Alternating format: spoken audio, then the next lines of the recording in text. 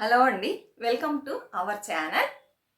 ఈరోజు మనం ఏం వీడియో చూడబోతున్నామంటే ఆడపడుచులే అత్తగారులుగా మారితే ఏం చేయాలి, ఆడపడుచులు అత్తగారులాగా బిహేవ్ చేస్తే ఏం చేయాలి, ఇదేనండి ఈరోజు టాపిక్. ఈ టాపిక్ చేయడానికి ఒక కారణం ఉందన్నమాట. ఈ మధ్య ఒకళ్ళు బాధపడుతూ చెప్పారు ఇలా అన్నీ జరుగుతున్నాయని. దాన్ని నేను వీడియోగా చేస్తున్నాను అనమాట. ఇంకా ఎంతమంది ఉన్నారో ఇలాంటి వాళ్ళు అన్నట్లుగా మాట్లాడారు. ఒకవేళ లో కనుక ఎవరన్నా అలా ఉంటే ఈ వీడియో చూసి మారడానికి ఛాన్స్ ఉంది కదా, అందుకని చేస్తున్నాను. దయచేసి ఇలా ఉన్నట్లయితే మార్చుకోండి. ఇప్పుడు వీడియో చూద్దాం. వీడియో నచ్చినట్లయితే లైక్ ఇవ్వండి, సబ్స్క్రైబ్ చేసుకోవడం అస్సలు మర్చిపోవద్దు. ఏమంటే ఈ మధ్యకాలంలో చూసారంటే అమ్మాయిలకు పెళ్లి చేయాలంటే తల్లిదండ్రులు ఆ ఇంట్లో ఆడపిల్లలు ఉండకూడదు అన్నట్లుగా చూస్తున్నారండి. ఇప్పుడు ఒక అబ్బాయి, కొన్నిళ్లలో ఒక అబ్బాయి ఒక అమ్మాయి ఉంటారు, కొన్నిళ్లలో ఒక అబ్బాయి ఇద్దరు అమ్మాయిలు ఉంటారు. ఇద్దరు అమ్మాయిలు ఉన్నారా, అమ్మో మేమేమో మా అబ్బాయిని మాకొద్దు. ఆ అబ్బాయి ఎంత జాబ్ చేసినా, మంచి జాబ్ చేసి సంపాదించినా, ఫ్యామిలీ బాగున్నా కూడా ఇవ్వడానికి భయపడుతున్నారండి. వద్దు, వీళ్ళు ఎలా ఉన్నా కూడా టార్చర్ చేస్తారు, మేమేమో. ఇద్దరు అబ్బాయిలు ఉన్నా కూడా పర్వాలా, ముగ్గురు అబ్బాయిలు ఉన్నా కూడా పర్వాలా, ఆడపిల్లలు ఎక్కువగా ఉంటే మేము ఇవ్వము అంటున్నారు. ఒక్కళ్ళు ఉన్నారంటే కొంచెం పర్వాలేదు, ఇవ్వడానికి ముందుకు వస్తున్నారు. ఇద్దరు ఉన్నారంటే అసలు ముందుకు రావడం లేదు, వద్దనే వస్తున్నారండి. ఎందువల్ల అలా బిహేవ్ చేస్తున్నారని ఈ వీడియో ద్వారా తెలుసుకుందాము. ఏమంటే ఒక అమ్మాయిని ఇలానే ఇద్దరు అమ్మాయిలు ఒక అబ్బాయి ఉన్న చోట ఇస్తారండి. ఇచ్చిన తర్వాత ఈ అమ్మాయి జాబ్ చేస్తుంది అనమాట. పొద్దున్నే ఈ అమ్మాయికి ఇన్స్ట్రక్షన్స్ ఇస్తారనమాట. అమ్మ పొద్దున్నే అన్ని పనులు ముగించుకొనే వెళ్ళాలి, నువ్వు వంటలు చేయాలి, అన్నీ చేసి పెట్టి నువ్వు జాబ్కి వెళ్ళాలని. సరే, ఈ అమ్మాయి కూడా పాపం ఏం చేస్తుందంటే పొద్దున్నే లేచి టిఫిన్ చేయడం, దీనికని పొద్దున్నే లేచిద్ది అనమాట. వచ్చేటప్పటికి కొంచెం లేట్ అయింది కదండి, దూరంగా ఉంటుంది. ఆఫీస్ నుంచి వచ్చేటప్పటికి లేట్ అవుతుంది. వచ్చి మళ్ళీ ఇంట్లో పనులు చేయాలంటే వాళ్ళకి కష్టంగా ఉంటుంది. అలాంటప్పుడు ఏం చేయాలి, ఇంట్లో ఉన్న వాళ్ళు వాళ్ళకి కొంచెం హెల్ప్ చేయాలి. ఎవరి కోసం వాళ్ళు సంపాదిస్తున్నారు? మన ఫ్యామిలీ కోసమే కదా, మనకే కదా. అలాంటప్పుడు మనం కూడా అడ్జస్ట్ చేసుకొని కొన్ని పనులను మనం చేయడం మంచిది. అలా కాకుండా నువ్వే చేయాలమ్మా అంటే పొద్దున్నే లేచి అన్నీ చేసి పెట్టి వెళ్ళిపోయిద్దండి. వెళ్ళిపోయి మళ్ళీ ఈవినింగ్ వచ్చి చూస్తే వంటలు 2 పూటలకు చేసి పెట్టి వెళ్ళిద్ది అమ్మాయి. ఏమేమి ఉండవు అనమాట. మళ్ళీ చెయ్యమ్మా అంటది. మళ్ళీ చేయాలంటే అమ్మాయికి కష్టంగా ఉంటుంది. వచ్చేటప్పుడు 6:30, 7 అయింది. మళ్ళీ ఇంటికి వచ్చి మళ్ళీ వంటలు చేయాలి, అన్నీ చేయాలంటే కష్టం కదా. అది కాకుండా అమౌంట్ అనేది డబుల్ అవుతుంది. పొద్దున వంటలకి ఒక అమౌంట్ అయితే నైట్ వంటలకి ఒక అమౌంట్. సరే, టిఫిన్ చేద్దామంటే టిఫిన్ కాదు, మళ్ళీ అన్ని కూరలు చేయాలి, అన్నం చేయాలి, ఇవన్నీ చేయాలి అంటున్నారు. ఎందుకు అంత 2 పూటలకు వండింది ఏమవుతుందని చూస్తే ఈ ఇంట్లో ఇద్దరు ఆడపిల్లలు ఉన్నారు. వాళ్ళిద్దరికి మ్యారేజెస్ అవుతాయి. ఇద్దరు పక్కనే ఉన్నారనమాట. వీళ్ళు ఏం చేస్తారంటే అన్నం మాత్రం వండుకొని పొద్దున్న ఏదో ఒకలా చేసేసి వాళ్ళ హస్బెండ్ పిల్లలకి ఇచ్చి పంపించేసి, మిక్స్డ్ రైస్ అంటారు కదా, అలా ఏదో చేసి పంపించేసి ఇంకా ఇక్కడికి వచ్చేస్తారనమాట. వచ్చేసి ఇక్కడే తినేసేసి వెళ్ళేటప్పుడు శుభ్రంగా ఉన్న కూరలన్నీ తీసుకొని వాళ్ళ ఇంటికి వెళ్ళిపోతారనమాట. వెళ్ళేసి వాళ్ళు రైస్ మాత్రం పెట్టుకుంటారు. అది ఎక్కడ తినేసి వెళ్ళిపోతున్నారు కదా, కొంచెం రైస్ పెడితే చాలు చేసుకుంటారనమాట. ఇక్కడికి వచ్చి చూస్తే ఏమేమి ఉండవు. మళ్ళీ ఏం చేస్తారంటే సాటర్డే సండే ఈ అమ్మాయి ఇంట్లో ఉంటుంది కదా, ఆఫీస్కి లీవ్ కదా, అప్పుడు వస్తారనమాట. వచ్చేసి ఏం వంటలు చేస్తున్నావు, ఏంటి అసలు నీ వంటలు బాగానే ఉండటంలా, ఏదో ఒకటి చెప్పడం అనమాట. నీ వంటలు బాగుండడంలా అని అంటే అమ్మాయి కష్టంగా ఉంటుంది కదా. బాగుండటంలా అని చెప్తూనే శుభ్రంగా తినేసి మళ్ళీ అన్నీ పట్టుకెళ్ళిపోతున్నారు. అప్పుడు ఎందుకు తీసుకెళ్ళటం అని అనుకుంది అమ్మాయి మనసు. బాగాలేదని అన్నీ ఖాళీ చేస్తున్నారు. బాగుండలా, మా అమ్మ సూపర్గా చేస్తుంది, నీకు ఆ పక్కువం లేదు, బాగా చెయ్యట్లా నువ్వు అంటే. ఇప్పుడు ఇక్కడ ఒక విషయం ఆలోచించాల్సింది ఉంది. ఏంటంటే ఇప్పుడు ఇంటికి వచ్చే కోడలు మన ఏరియాలోనే ఉన్నా కూడా వాళ్ళ పద్ధతులు వేరేలాగుంటుంది, మన పద్ధతులు వేరేలాగుంటుంది. ఈ అమ్మాయి వచ్చేసి ఎక్కడి నుంచో వస్తుంది. అప్పుడు వాళ్ళు ఎలా ఇంట్లో వంట చేసుకుంటారు? అందరూ ఒకేలాగా వంట చేస్తారా? చెయ్యరు. ఒక్కొక్కళ్ళు ఒక్కొక్క రకంగా వంటలు అనేది చేస్తూ ఉంటారు. పనుల్లో కూడా వాళ్ళు చేసే పనులకి మనం చేసే పనులకి డిఫరెన్స్ ఉంటాయి అన్నమాట. పద్ధతులు వేరేలాగా ఉంటాయి. అలాంటప్పుడు వాళ్ళు ఎలా చేస్తున్నారో అలానే చేస్తారు. కానీ మీ అమ్మ చేసేలాగా ఎలా చేస్తారు? ఆ అమ్మాయి చేసేది బాగానే ఉంది, అయితే వేరేలాగుంది. వీళ్ళు చెప్పడం నువ్వు చేసేవి బాగోలా, ఇంకా ఇన్ని రోజులైంది వచ్చి, మా అమ్మ చేసేలాగా నువ్వు చేయవా అంటే, మీ అమ్మ చేసేలాగంటే ఒకరోజు మీ అమ్మని చేసి చూపిస్తే ఆవిడ చేసి ఇలా చేస్తామంటే చూసి ఆ విధంగా చేసిద్ది. ఆవిడ కిచెన్‌కే రాకూడదు. వీళ్ళే అనమాట. ఆమెను చేసినా గూడా ఆమెను చెయ్యనివ్వరనమాట. "ఎందుకు నువ్వు చేస్తున్నావు? ఇన్ని రోజులు చేసావు. నువ్వు రెస్ట్ తీసుకో పో. కోడలెందుకుంది ఇంట్లో? కోడలెందుకండి? కోడలు మనిషే గదా మనలాగా. కోడలొచ్చింది. ఇంకా నువ్వెందుకు చేస్తున్నావు? చెయ్యని" అంటున్నారు. ఆవిడ చూపిద్దామన్నా గూడా చూపనివ్వరు. ఏం చెయ్యనివ్వరు. అప్పుడు ఈ అమ్మాయికి తెలిసినట్లే గదా తను చేసిద్ది. చేస్తే శుభ్రంగా అన్నీ తీసుకెళ్తున్నారు.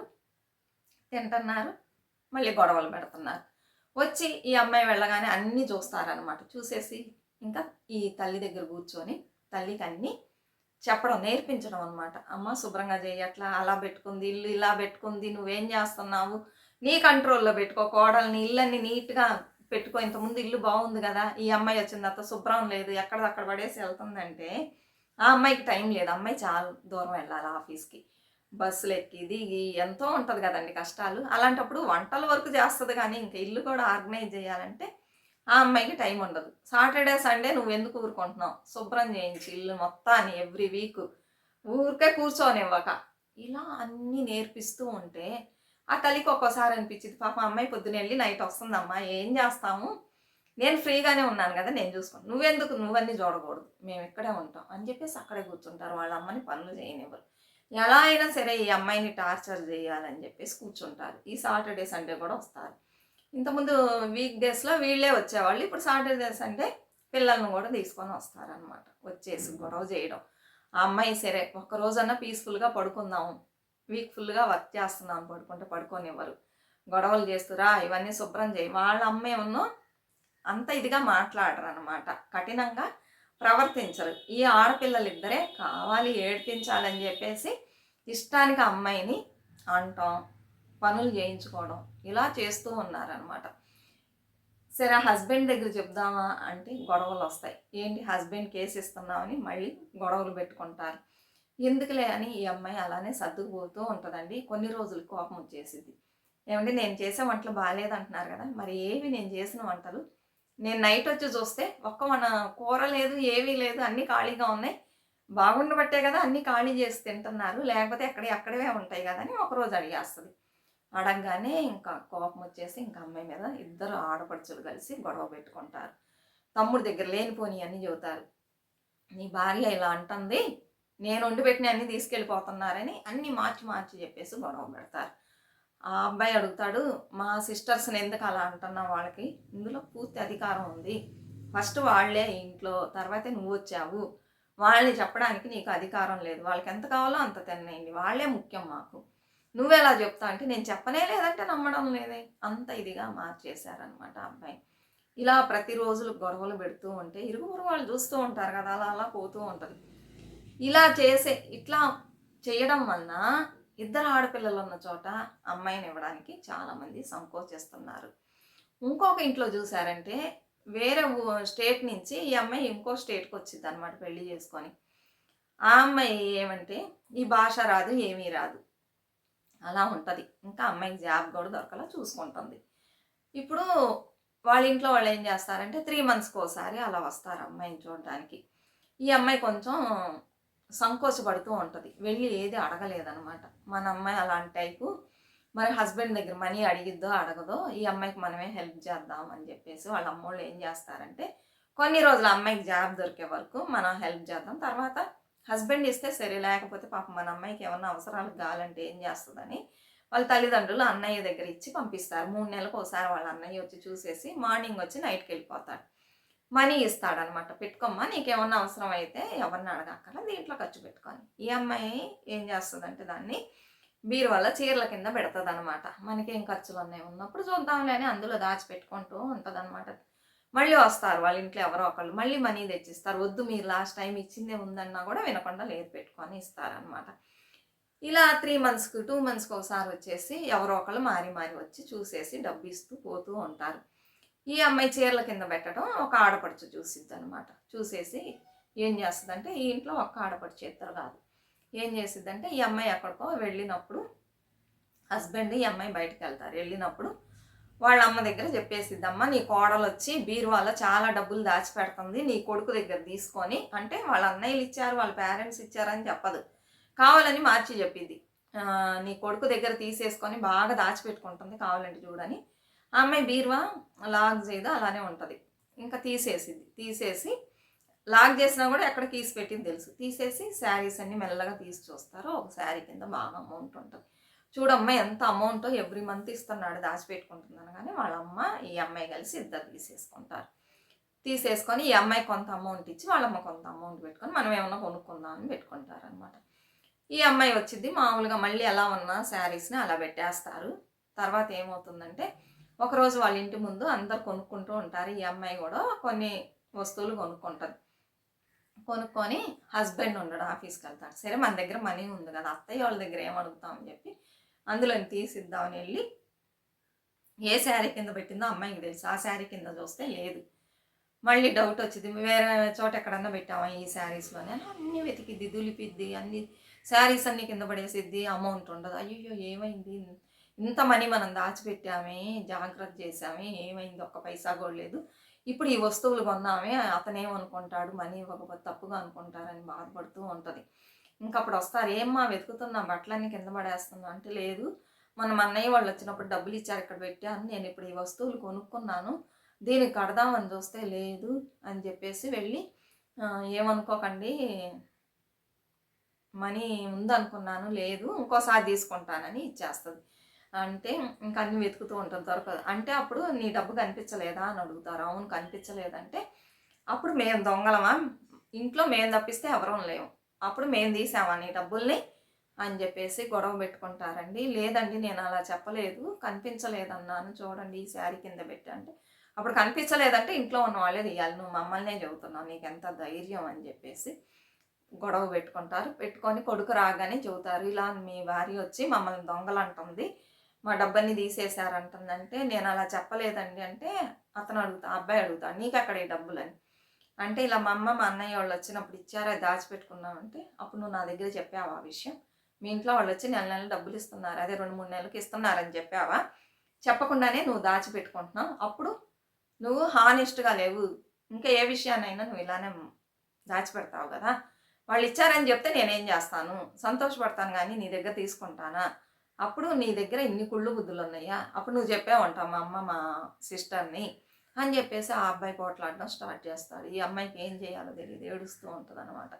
ఇలా ఆడపడుచు వచ్చేసి ఇలా గొడవలు పెడుతూ ఉంటుంది అనమాట. ఇలా చాలా చోట్ల చాలా రకాలుగా బాధలు పెడుతున్నారండి. ఆడపడుచులే అత్తగారులాగా బిహేవ్ చేస్తున్నారు కొన్ని ఇళ్లలో. అత్తగారు గమ్మునున్నా కూడా, ఇప్పుడు ఫస్ట్ మనం ఒకటి చూసాం కదా, అక్కడ అత్తగారు మంచి ఆవిడే, ఆ అమ్మాయి యొక్క కష్టాన్ని అర్థం చేసుకున్నారమ్మ, జాబ్కి వెళ్తుంది, పొద్దున్నే అన్నీ చేసి పెడుతుంది, నైట్ వస్తుంది మళ్ళీ చేస్తుంది, గమ్మునే ఉంది అమ్మాయి, మంచి అమ్మాయి, మనం ఎందుకు టార్చర్ చేయడం, నేను సర్దుకుంటాను, నేను హెల్ప్ చేస్తానంటే అవన్నీ చేయకూడదని చెప్పి టార్చర్ చేస్తున్నారు కదా. అక్కడ అత్తగారు మంచి ఆవిడే, ఇక్కడ అత్తగారు వేరేలాగా ఉన్నారు. ఇలా డిఫరెంట్ టైప్స్ ఆఫ్గా ఉన్నారు ఆడపడుచులు.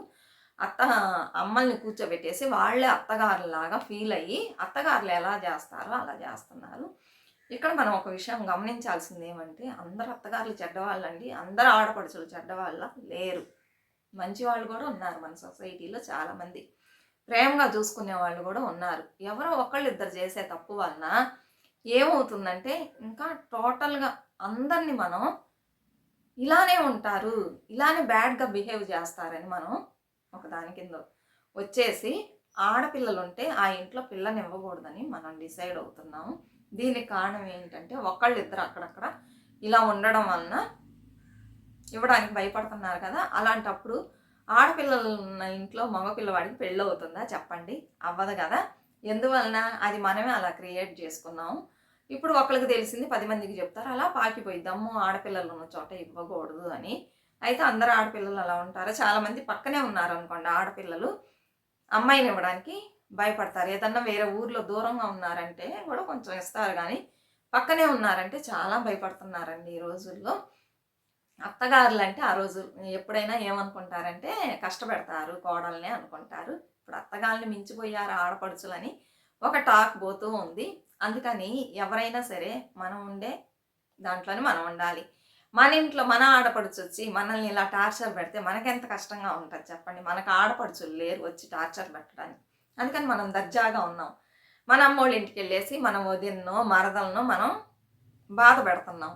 అదే గనక మనకే ఆడపడుచులుండి రోజొచ్చి మనం ఉండేయన్నీ తీసుకొని వెళ్ళిపోవటం, లేకపోతే మనం దాచిపెట్టిన డబ్బుల్ని తీసుకెళ్ళటం, ఇలాంటి పనులన్నీ చేస్తే మనం ఎలా రియాక్ట్ అవుతాం అని ఒక్కసారి ప్రతి ఒక్కళ్ళు ఆలోచించినట్లయితే, మనం ఏం తప్పు చేస్తున్నామో మనకు అర్థమవుతుంది. మళ్ళీ ఇలాంటి తప్పు మనం చెయ్యకూడదు. ఆ అమ్మాయి కూడా మనలాంటి ఒక ఆడపిల్లే. అందరం బాగా ఉంటే ఫ్రెండ్లీగా ఎలాంటి గొడవలు రావు. చక్కగా ఉండొచ్చు. హ్యాపీగా పోతది. లేదనుకోండి గొడవలొస్తాయి. కొన్నిసార్లు ఫుల్‌గా మనల్ని అవాయిడ్ జేయడానికి గూడా దారి తీస్తదనమాట. ఇప్పుడు మన బ్రదరొచ్చి మనం చేసే తప్పులని తెలుసుకొని, మన వల్లనే తప్పు జరుగుతుంది, ఫ్యామిలీలో గొడవలొచ్చిందంటే, కొంతమంది రావద్దని చెప్తారు. అంత అసహ్యం మనం పడకూడదు గదా! అందుకని అందరం మారదాం. మారి మనం కూడా మనుషుల్లాగా బిహేవ్ చేద్దాం. మనం ఆడపిల్లలమే. ఇంకొక ఆడపిల్లకి మనం కష్టం ఇవ్వకూడదు అని ఈ వీడియో ద్వారా నేను తెలియజేస్తున్నానండి. నచ్చినట్లయితే తప్పకుండా మన ఛానల్‌కి సపోర్ట్ చేయండి. అలానే ప్రతి ఒక్కళ్ళు మంచిగా ఉండడానికి ట్రై చేయండి. అందువలన అందరు ఆడపడుచులు అత్తగారులు, అలానే అందరు వదినలు, మరదళ్ళు చెడ్డవాళ్ళ అంటే కాదు. అటు ఇటు ఉంటూనే ఉంటారు. అందుకని అందరిని మనం చెడ్డవాళ్ళమని కూడా చెప్పలేము. సూపర్‌గా చూసుకునే అత్తగారులున్నారు, సూపర్‌గా చూసుకునే ఆడపడుచులున్నారు, మరదళ్ళున్నారు, వదినలున్నారు. అందరూ కలిసిపోయి జాలీగా ఉండే ఫ్యామిలీస్‌ని కూడా నేను చాలా ఫ్యామిలీస్‌ని చూశాను. అలా ఉండడానికి మనం ప్రయత్నిద్దాం హ్యాపీగా. సరేనా? మరొక మంచి వీడియోతో మళ్ళీ కలుద్దాం. నచ్చినట్లయితే తప్పకుండా సపోర్ట్ చేయండి మన ఛానల్‌కి.